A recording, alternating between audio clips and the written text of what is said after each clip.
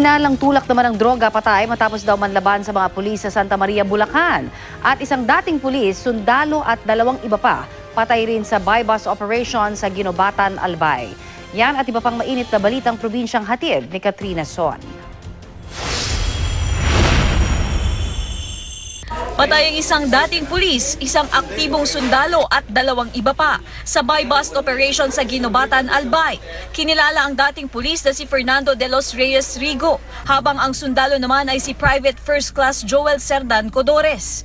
Base sa investigasyon, nanlaban daw ang 4 at nakipagbarilan sa mga operatiba ng Provincial Intelligence Unit CIDG. Si Rigo raw ay nasa drug watch list ng Ginobatan Police at matagal nang under surveillance ng mga otoridad. Isang plastic sachet ng hinihinalang shabu ang na-recover sa wallet ng sospek.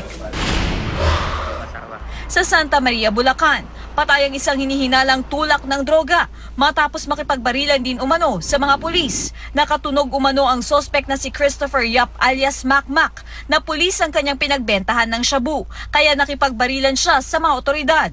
Ayon sa mga pulis, dati na ring nasangkot sa kasong pagpatay ang sospek.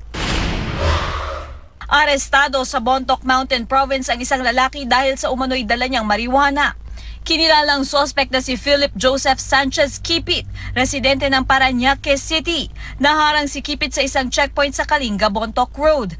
Nakita sa kanyang bag ang mga umano'y marijuana na nakabalot sa plastic. Tinatayang aabot sa mahigit 100,000 piso ang halaga ng mga nasamsam na marijuana.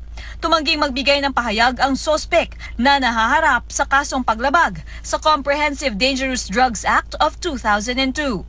Katrina Son, GMA News.